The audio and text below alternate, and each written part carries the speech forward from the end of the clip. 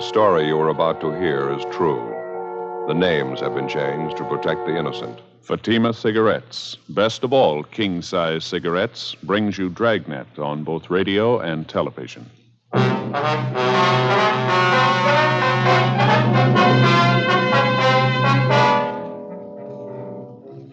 You're a detective sergeant. You're assigned to homicide detail. A 38-year-old woman disappears. She leaves her sister and her 4 children behind. There's evidence of foul play. Your job, find her. In Fatima, the difference is quality. Yes, in Fatima, the difference is quality. Prove it yourself today. Compare Fatima with any other king-size cigarette. 1. Fatima's length filters the smoke 85 millimeters for your protection. 2. Fatima's length cools the smoke for your protection. 3. Fatima's length gives you those extra puffs, 21% longer than standard cigarette size. And in Fatima, you get an extra mild and soothing smoke, plus the added protection of Fatima quality. Definitely the best quality in its class, but the same price as the cigarette you're now smoking. Buy Fatima in the bright sunny yellow pack. Best of all, king-size cigarettes.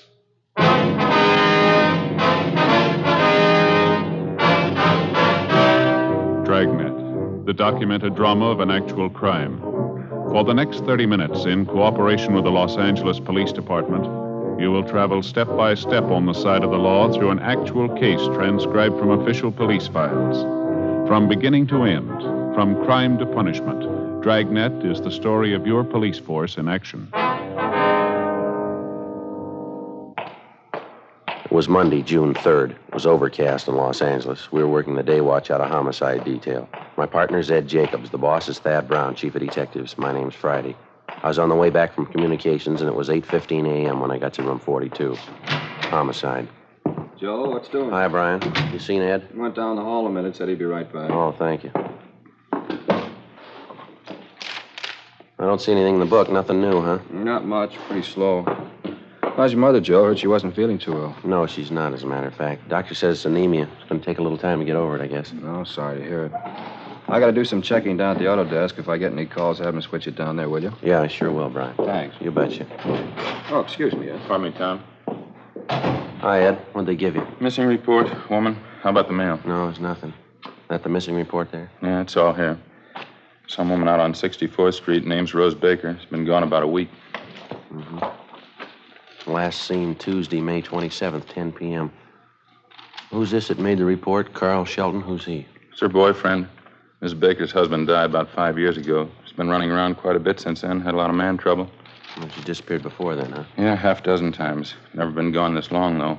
Holmes took this report from Shelton. He gathered Miss Baker's not too stable. She's known to drink quite a bit. Doesn't seem to care anything for her home or kids. Yeah, I see it here. She has 4 children. They're living with her aunt, Mrs. Baker's sister. It's kind of a funny arrangement, isn't it? Yeah. Baker woman packed her bags and walked out of the house about a year ago. Her sister's been taking care of the kids ever since. Mother comes back for a visit once in a while. Mm-hmm. This address we've got on Mrs. Baker, it's the same address as her boyfriend, Carl Shelton. Yeah, that's right. They both have apartments in the same building. Is this a recent picture, Miss Baker? Supposed to be, yeah. It's a nice-looking woman, huh? Yeah. Sister's listed here as the last person who saw her. Well, how's that? Baker woman still wasn't living at home, was she? According to the sister, Mrs. Baker came over to the house to see her the night she disappeared, sometime around 8 o'clock. 2 of them had some business to talk over. Mm-hmm. Seems the sister had a check for $400 she got from selling some furniture. Claimed the kids had been sick. She had doctor bills to pay. You mean Mrs. Baker's sister took care of things to that extent? Apparently. Anyway, after the sister got the check for selling the furniture, Miss Baker wanted half the money. Sister said that's why she came to see her that night. 2 of them got in the car and went out to find somebody to cash the check. Mm-hmm. You want a drink of water? No, thanks, Ed. Where do you get a $400 check cashed at 8 o'clock at night? Would you know? Sister said Miss Baker knew somebody who'd cash it for him. Turned out the person couldn't cash it. Sister stopped at a bar for a glass of beer. Mrs. Baker took the car and went to look up somebody else she thought could cash it. That was it. Mrs. Baker hadn't been seen since. Who was this somebody else? No idea. Sister claims she doesn't know. Mrs. Baker didn't tell her. Sounds like Mrs. Baker wanted the whole check, wouldn't you say? That's what the sister figured when Miss Baker didn't come back. She finished the glass of beer, left the bar, and started walking home. 2 blocks from the house, she found her car parked. No sign of Mrs. Baker. Car keys were in the glove compartment, so it's the sister's share of the money, $200 in cash. Well, how about the firm that issued the check? They get it back canceled? Yeah, a couple of days ago. There's Baker's endorsement on the back. Yeah, sounds pretty wild, doesn't it? Whole thing does. Talked to half a dozen people who saw Miss Baker that night, and none of their stories jibe. How do you mean? Her boyfriend, Carl Shelton, he claims Miss Baker told him she was going out of town for a few days with a girlfriend. They check it out? Yeah. Girlfriend didn't know anything about it. Then they talked to a woman who works with Miss Baker. She says, yeah, the Baker woman was planning a trip. Miss Baker mention anything about it to her sister? No, sister says Miss Baker told her just the opposite. Said she was getting out of her apartment into a new place. She was going to spend the next couple of days moving. They checked the boyfriend, Shelton. Said if Miss Baker was moving, was news to him. Well, either she's a liar or one of her friends are, huh? It's all bollock stuff. No two stories anywhere near alike. What do they figure for a motive? They got a line on anybody who might have wandered out of the way? Big field to pick from. She fought with Carl Shelton. She fought with his sister, some of the people she worked with. She had 3 or 4 other men around town on the string, too. Any one of them could have wanted her out of the way. All her relatives been checked out and all her friends, places she'd be most likely to go? All checked. Not a trace of her, nothing. Yeah, I guess we better start moving on it. A lot of ground to cover. See if we can't straighten out some of those stories. One thing's sure. Somebody's lying. 8:35 a.m. Before we left the city hall, we checked with Sergeant Holmes in Missing Persons, who'd taken the report on Rose Baker's disappearance. He had nothing to add to what was in the report and what he'd already told Ed. First on the interview list was the sister of the missing woman, Bernice Marin. She was employed as a saleswoman for a grocery supply firm. We called at the home where Miss Marin lived with her 4 nieces and nephews, but there was no answer. The next-door neighbor told us that Miss Marin was working, that she usually didn't get home until 4:15 or 4:30 in the afternoon. In the meantime, we figured we might as well check the next name on the list, Mrs. Baker's boyfriend, Carl Shelton. We'd already checked him through R&I, and he had no record. We drove out to his address, a 3-story apartment house on 64th Street. Shelton's apartment was on the main floor rear. He answered the door in his bathrobe and slippers. He told us that he was employed at one of the local oil refineries, and that this particular week he was working the graveyard shift, 11 at night until 7 in the morning. He showed us back to a small kitchen at the rear of the apartment. While we questioned him, he fixed a percolator of coffee and put it on the stove. You're sure about Miss Baker's plans, are you? She never mentioned anything to you about moving out of the apartment house here? No, never. Somebody's handing you a line there. If Rosie was going to move, she'd tell me about it. Just a minute. I got to get that coffee. It looks about done. You fellas want some Java? Got a whole pot full here. No, thank you. How long did you say you've known Miss Baker? Oh, about a year and a half. We got along pretty good. She'd right from the start. Sure don't understand her taking off like this. Miss Baker ever talk to you much about the family? Her sister, 4 children? I mean, did you see them regularly? Seem to get along with them all right to you? I don't think I'd know that. Rosie never had much to say about them. The only thing I could gather was that she just got sick of the routine, you know. Keeping up a house, doing the wash, mopping, dusting, taking care of 4 kids. She just checked out, that's all. Let her sister Bernice take over. Mm-hmm. If you ask me, she never should have had a family to begin with. Rosie isn't the kind. She's a party girl, likes a good time, you know what I mean? One thing I don't understand, Shelton. You said a minute ago you couldn't figure out Miss Baker's going off like this. When you filed a missing report on her, you said she was planning a trip out of town. Yeah, that's right. Well, isn't it possible she might have taken off without telling you? No, I don't think so. She'd have told me. She was planning a trip, all right, but she wasn't going to leave till the next night, Wednesday night. She's going to pick up this girlfriend of hers, Iris, and the 2 of them were going to take the bus down to Laguna for a couple of days. Well, it's our understanding this girlfriend, Iris, didn't know anything about the trip. Can you explain that? I don't know. I guess Rosie forgot to tell her. Can't figure these women sometimes. Maybe she was going to phone her Wednesday morning. She knew Iris could get away almost any time. And you think it's possible she might have gone down to Laguna by herself? No, that's not like Rosie. Besides, before I went in to report her missing, I called a couple of places down Laguna where Rosie usually stops at. They hadn't seen her. Possible she might have gone some other place? No, without telling me, no. Besides, she wouldn't go alone. I know that. Sheldon, we understand Mrs. Baker was friendly with 2 or 3 other men around town. You think it's possible she might have gone someplace with one of them? Sheldon?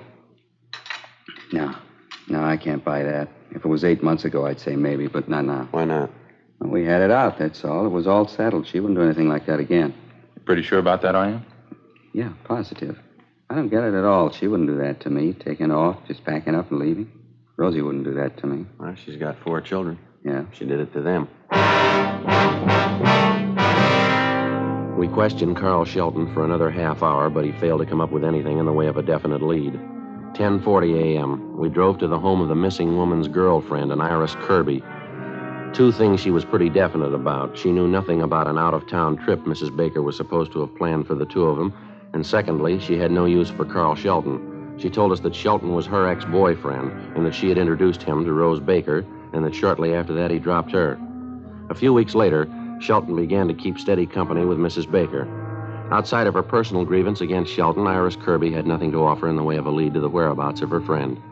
11:30 a.m., we got in the car and headed for the factory in the south end of town where Rose Baker was employed. We stopped off on the way for lunch, a bowl of soup and a sandwich. Ed had a cheeseburger and a piece of pie. Before we left, we checked the office to see if there were any calls. Nothing. The place where Mrs. Baker worked was on Santa Fe Avenue, a one-story building covering almost half a block. They manufactured men's work clothes, shirts and overalls. We checked with the personnel office. We asked if Rose Baker had any friends that she worked with. We were told that there was a Mildred Dunn who was a fairly close friend of the Baker woman. Ed and I waited in the office while they sent down to the plant for Mildred Dunn. Ms. Dunn? That's right. Police officers. My name's Jacobs. This is my partner, Sergeant Friday. How do you do? How are you? I'd like to ask you a few questions about Rose Baker, Mrs. Dunn. I understand you're a pretty close friend of hers? Yes, that's right. I've known Rose ever since she came here. She works on the machine next to me. She come home yet? No, not yet. You remember Miss Baker saying anything to you about taking a trip, Ms. Dunn? I mean, just before she disappeared? Yes, she did. She'd been looking forward to it. That's probably where she is, don't you think, off on her trip? Well, we don't know, ma'am. Did she mention anything definite about the trip to you, where she was going, when she was leaving? Well, I think she was going to Laguna Beach. It's hard to tell. She's always kidding around, Rose is. Once she said she was going to fly to Switzerland for a vacation. San Moritz. She's always kidding around like that. Oh, that's so? Like once when she had a date with Fred, she said she was going to the pump room in Chicago. You know, just being funny. I see. Who is this Fred, Mrs. Dunn? Fella in the shipping department, Fred Lyons. Nice fella. He and Mrs. Baker see much of each other? They used to, yes, quite a bit. I don't know if they were serious about each other. I thought they were till the last month or so. Maybe they had a tiff or something. Maybe Rose got tired of him. I don't know. But you do think the two of them were serious at one time? Oh, yes. It wasn't more than a month ago. Then all of a sudden they weren't sweet on each other. At least Rose wasn't about him. She told me that. Mm-hmm. Well, I guess we better check on him, Ed. Mm-hmm. Is this Fred Lyons working today, do you know, ma'am? Oh, no. He quit last Tuesday. 1:15 p.m. We finished questioning Mildred Dunn, and we went back to the personnel office to get Fred Lyons' description and last known address. We checked out the address, but Lyons had moved out the previous Tuesday and left no forwarding address. We questioned the landlady, looked over his rooms, checked through the neighborhood, and talked to everybody he knew. We found nothing to indicate that Lyons had anything directly to do with Rose Baker's disappearance. But we did find out that he knew Mrs. Baker and that he thought quite a bit of her. We went back to the office, got out a broadcast and an APB on Lyons. Want to check the book, Joe, see if we got any late calls there? Yeah, sure. I'll get it. Right. Homicide, Jacobs. That's right. Mm-hmm. Are they sure? What was that? All right, thank you. Got something. Yeah? Hollywood Division. Woman's purse found in a vacant lot out there. High school kid found it. A lot of identification inside. Yeah. Rose Baker. 3:15 p.m. The purse was brought downtown to the crime lab for detailed examination. Bryan and Barrett from Homicide went out to interview the boy who found the purse and to check the neighborhood where it was discovered. Meantime, Ed and I drove out to talk to the missing woman's sister, 36 years old, Bernice Marin. She and her sister's 4 children lived in a 5-room stucco house just off Exposition Boulevard. We got there shortly after Miss Marin returned home from her job. Her 2 older nephews were out in front cutting the lawn. She showed us into a neatly kept living room where we interviewed her. She was a plain-looking woman, brown hair, gray eyes. She showed little concern about her sister's disappearance. I gave up trying to keep track of her a long time ago, Sergeant. I haven't any idea where she's gone. I used to worry about her. I don't anymore. Well, how about that purse of hers that was found this afternoon, Miss Marin? Wouldn't you say that makes it a little unusual this time? I don't think so. She loses things all the time. I don't know what she does when she goes off on those things. I don't want to know. Gets drunk and does a lot of fooling around, I suppose. She's lost 2 or 3 purses the same way. What about last Tuesday, the night she disappeared? You notice if she'd been drinking then? Yeah, I got the idea she'd had a couple of highballs before she came over. She wasn't drunk, but she wasn't feeling any pain. Oh, say, would you excuse me? I want to yell at the kids out there. Yes, ma'am. Frank! Frank, that's enough of that playing around out there. Let's get started pushing that lawnmower, huh? Okay, just trying out a new system. Almost half done now. You better hurry it up. You still got the backyard to do, remember? Yeah, okay. The only good thing that came out of that marriage, Sergeant, those kids out there. Yes, ma'am. There's 2 more besides Frank and Bobby, the girls, my nieces. One's 9, one's 7. Mm-hmm. Marvelous kids. Girls are just as pretty as pictures. I'm glad I have a chance to take care of them. I guess I just like kids. Can't understand it when people don't appreciate them. I don't have a family of my own. Oh, I see. Miss Marin, when you were with your sister last Tuesday night, you say she didn't mention anything at all about taking that trip out of town? No, just the opposite. Like I told you. She said she was moving out of her apartment into a new place. That's why she needed the money. Mm-hmm. Well, what's the story about this money your sister came to pick up, Miss Marin? I don't think I quite got that clear. Well, we had this baby grand piano that my mother gave Rose and me just before she died. Kids have been sick the last couple of months, one thing and another. I needed a little money to catch up on some doctor bills, so I sold the piano. I hated to do it, but the bills had to be paid. Mm-hmm. Well, Rose found out about it somehow, and she wanted half of the money I got for the piano. She wanted the money for herself. Can you imagine that? She wasn't even willing to pay for her own kids' doctor bills. It'd be different if I was charging her to take care of the kids. I just do it because I like them. Mm-hmm, I see. Well, anyway, she found out about it, and I had to split the check with her. The whole thing was for $400. I understand your sister got the check cashed that night. That correct? Yeah, that's right. It was 8 o'clock at night, but Rose said she knew somebody who'd cash it. She wanted the money that night. And to save an argument, we got in the car and went to see this friend of hers, some bartender. He couldn't cash the thing, so Rose took the car and went out to look up another friend she thought would cash it. I didn't want to go chasing all over town with her, so I stayed at this bar and had a beer. Mm-hmm. And that's the last time you saw your sister, is it? Yes, I waited a couple of hours, and then I walked home. And 2 blocks from the house, I saw my car pulled up at the curb, right on Exposition Boulevard. Car keys were in the glove compartment. $200 in cash right under them. No sign of Rose, though. Well, what time was it when you got back to the house? You remember? It was after 11. Close to 11:30, I think. I went right to bed.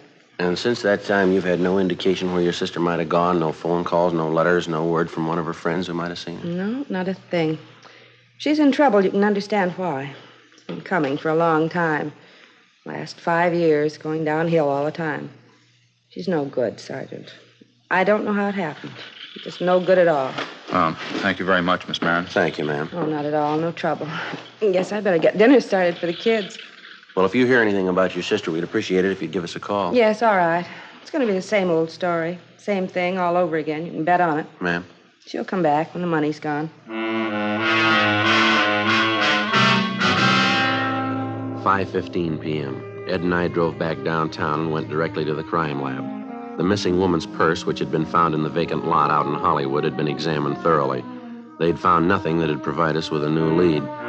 We checked communications, but there was still no answer to the APB we'd gotten out on Fred Lyons, the man who'd worked with Rose Baker and who dropped from sight the same day she did. 5:30 p.m. We got back to the squad room. Hi, Brian. You just get back? Yeah, you get the word? No, what's that? Mrs. Baker, they just found her body.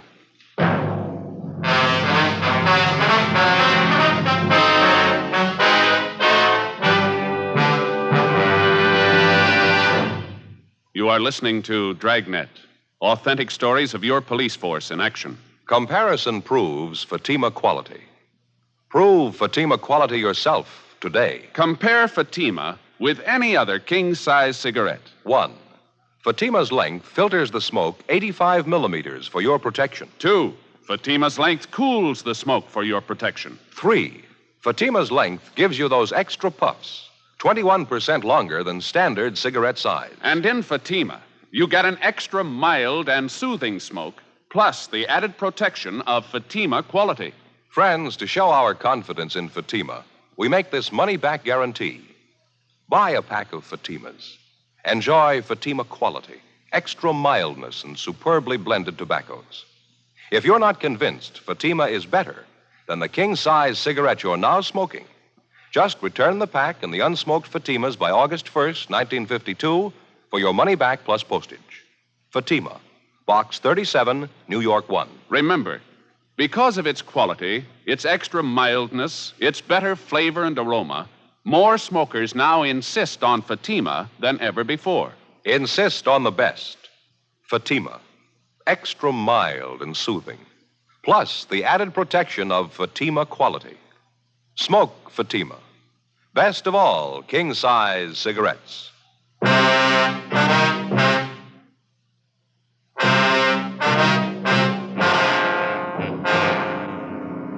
June 3rd, Monday, 6 p.m. The body of 38-year-old Rose Baker had been discovered in the Hollywood Hills area. Approximately 3/4 of a mile from the intersection of Mulholland Drive and Oak Knoll Terrace, a dirt road branched off to the left of Mulholland and wound about 300 yards down the hill to a dead-end stop. Just below the guardrail, which circled the edge of the road, there were 2 eucalyptus trees. They overlooked a deep ravine covered with scrub oak and patches of laurel. Halfway down one slope of the ravine, they found the body of the missing woman. There were 2 bullet holes in the left side of the skull. There was another one at the base of the throat. In her clenched right hand, there was a 50-cent piece. The immediate area surrounding the body had been roped off, and Lieutenant Lee Jones and the crime lab crew were making their preliminary investigation. There was no sign of the murder weapon. The coroner arrived, and when the preliminary investigation was completed, the body was taken downtown to the county morgue. All clothing and personal effects were removed from the body and sent to the crime lab for detailed examination. Rose Baker's sister, Bernice Marin, was brought to the county morgue and identified the body. A few minutes after 10 o'clock that night, Ed and I got back to the office. I got it. Homicide, Friday. Is this Sergeant Friday? Yes, sir, that's right. This is Carl Shelton, Sergeant. You were out to talk to me this morning, you remember? Oh, yeah, Sheldon. I heard about Rosie just a couple of minutes ago. I got to talk to you, Sergeant. There's something I got to tell you. Was that so? Do you want to tell me now? Well, I don't want to tell you on the phone. I'll drive in to see you. I'll leave right now. Well, yeah, all right. Do you mind telling me what it's about? Yeah, I know who killed Rosie. 11:08 p.m. Carl Shelton arrived at the office. Ed and I took him down the hall to the interrogation room where he gave us his story. He told us, first of all, that he was well acquainted with most of the regular customers at the tavern where Rose Baker and her sister had first stopped to cash the $400 check. He told us one of these people, a Leroy Hansen, had contacted him after he read in the morning paper about Mrs. Baker's murder. I've known Leroy at least 4 or 5 years. Used to work with him. He wouldn't lie to me. And what did this fellow tell you, Shelton? That's Leroy Hansen. He said he got to the bar a little after midnight. It had to be at least that, because Leroy doesn't get off work till 11:30. He said he saw Rosie sitting in a car parked a couple doors down from the bar. There was a woman in the car with her. He described her just like Rosie's sister. They were having a beef. And this friend of yours hear what Mrs. Baker and this woman were talking about? No, but he's smart enough to know a big argument when he sees one. He says they were really going to it. Is he sure about the time? He's got to be. Leroy works at a sheet metal plant south of town. He gets off at 11:30. Takes him more than a half hour to get in. Why should he lie about it? He wasn't even going to mention it till he found out she was dead. This woman he says Miss Baker was with, she fits her sister's description that close? Exactly. And there was a guy with Leroy. He'll back it up. If the sister says she wasn't sitting in that car with Rosie outside that bar after midnight, she's a liar. Well, she is if you can prove your story. Here's the phone. You ask Leroy.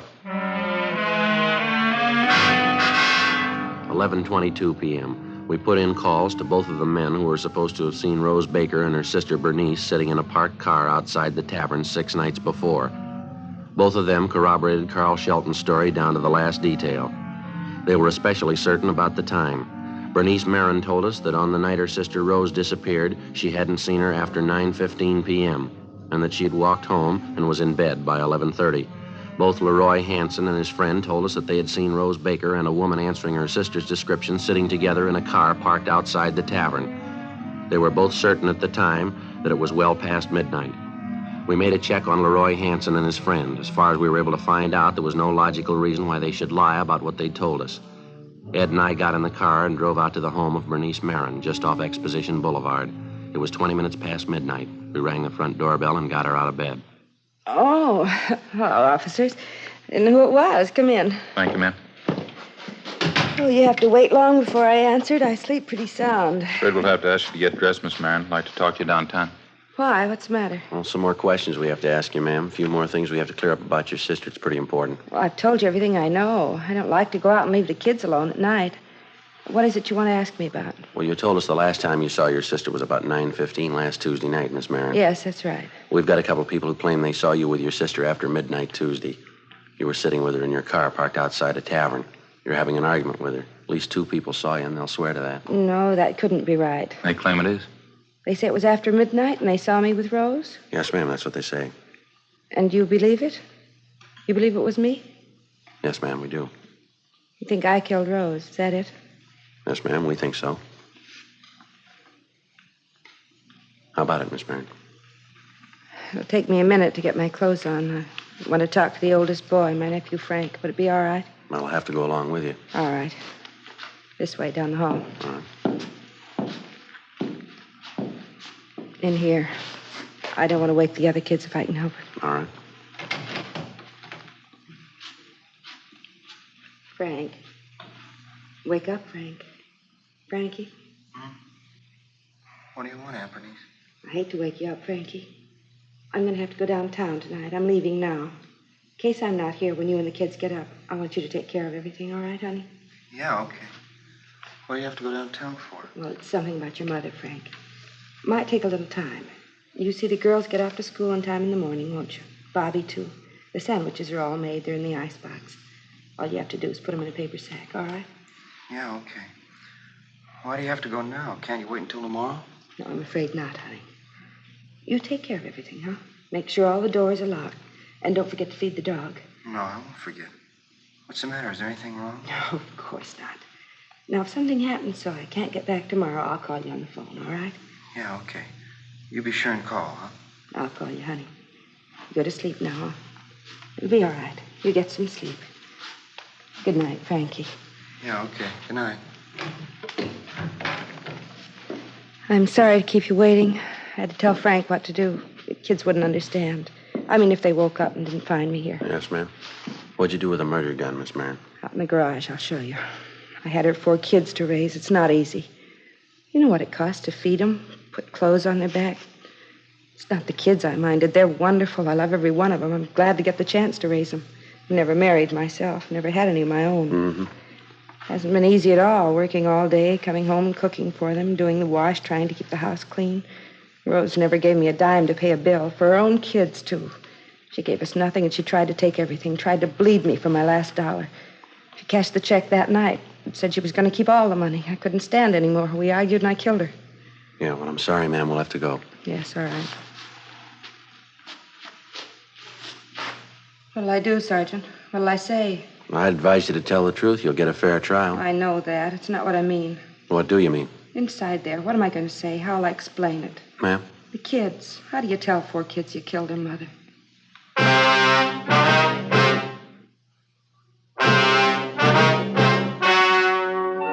The story you have just heard was true. The names were changed to protect the innocent. On October 3rd, trial was held in Superior Court, Department 92, City and County of Los Angeles, State of California. In a moment, the results of that trial. Now, here is our star, Jack Webb. Thank you, George Fenneman. Friends, I make it a habit to carry 2 packs of Fatimas around with me. One's for my smoking, and the second one's for smokers I see with other king-size cigarettes. All I have to say is, here, compare Fatima.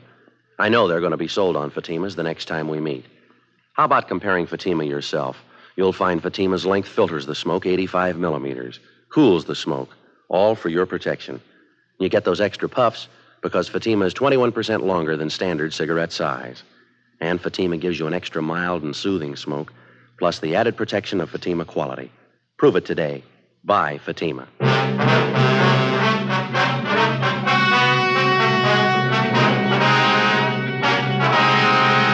When their aunt, Bernice Alberta Marin, was apprehended on suspicion of 187 PC, the 4 Baker children were taken into protective custody by juvenile authorities.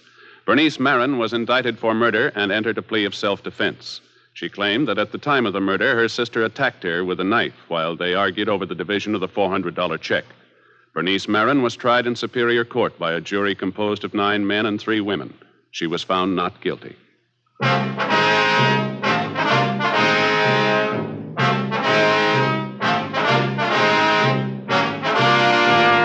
You have just heard Dragnet, a series of authentic cases from official files. Technical advice comes from the Office of Chief of Police W.H. Parker, Los Angeles Police Department. Technical advisors Captain Jack Donahoe, Sergeant Marty Wynn, Sergeant Vance Brasher. Heard tonight were Barney Phillips, Virginia Gregg, Vic Perrin. Script by Jim Moser. Music by Walter Schumann. Hal Gibney speaking. Fatima Cigarettes, best of all king-size cigarettes, has brought you Dragnet, transcribed from Los Angeles.